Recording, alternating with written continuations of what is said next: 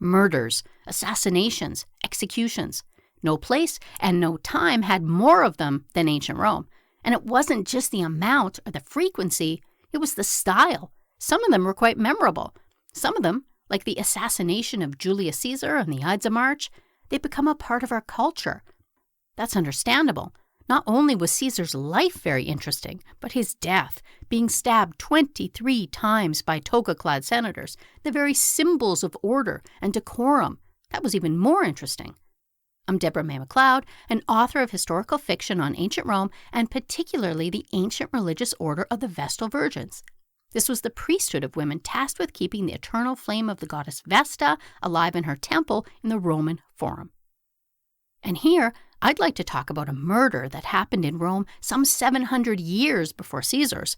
It was an assassination that would become as legendary in the ancient world as Caesar's assassination has become in ours. I'm talking about the killing of a woman named Tarpeia, and whether her death was legend or real life, or a little bit of both, which is often the case, her story is an unforgettable and kind of uncomfortable one. As with many Roman stories, there are different ways of telling it, but suffice it to say, Tarpeia came to Rome from the nearby region of Sabinum.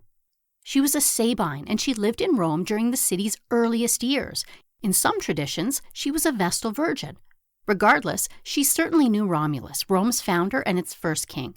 In fact, Tarpeia's father, Spurius Tarpeius, was very important to Romulus. Spurius was the commander of Rome's citadel, so he was responsible for ensuring the city's safety.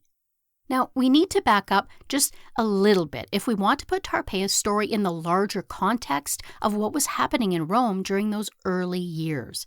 The city, really nothing more than a little village at this time, it had a big problem. There weren't many women there. And so Romulus and his men, desperate for wives, they commit an act of desperation. They invited people from the neighboring region of Sabinum to come to the city for a festival. And during the festivities, Romulus gave a certain signal. And then his men proceeded to abduct the women in the crowd. This famous, or infamous perhaps, event is what we call the abduction of the Sabine women. So Rome has its women, but obviously this crime isn't going to go unanswered. The men of Sabinum decide to wage war against Rome and rescue their women. But first, they have to figure out a way to get their army through the very well-fortified gates of Rome.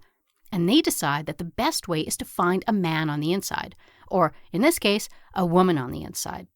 And that's Tarpeia. She's already living in Rome, perhaps even serving at the temple, but she's a Sabine. She's one of them. So they make her a deal. They tell her that if she opens the gates of Rome to the Sabine army, the soldiers will give her all the gold on their arms. Now here, Tarpeia makes a tragic assumption. She assumes that they mean their gold bracelets, their cuffs. So she opens the gates and lets the Sabine army enter Rome. Yet in doing so, Tarpeia becomes something that both the Sabines and the Romans hate even more than they hate each other. She becomes a traitor. She betrays her new home, Rome, by opening the gates. And so the soldiers, they do give her all the gold on their arms, but it's in the form of their heavy shields, not their bracelets. They throw their shields down on top of her and crush her to death. Now, Tarpeia's life, it ends here, but her legacy carries on in a big way in Roman culture. Her name becomes synonymous with betrayal and treason. Her death is depicted on coins and in sculpture. The Romans name a high cliff after her, one located close to where she was killed, and they call this the Tarpeian Rock. And the Tarpeian Rock, this becomes Rome's most famous and most feared execution site. Traitors are dragged to the top and flung down to meet their deaths on the same ground that Tarpeia met hers. And by the way, you can still visit the Tarpeian Rock today. It's a tourist site now. So that's a condensed telling of Tarpeia's story. If you're interested in a more thorough and more dramatic retelling of her life and those tumultuous early years of Rome, you may wish to read my novel Tarpeia. It's book 2 in the First Vestals of Rome trilogy. You might also be curious to know what happened to the Sabine women, those women who were abducted by Romulus and his men. Well, that might surprise you.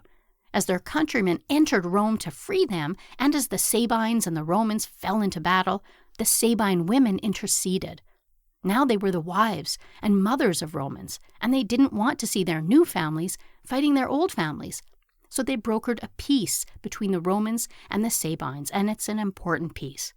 So you might say this story has a happy ending, until your eyes drift to the Tarpeian rock and you remember the betrayal and the brutal death of Tarpeia.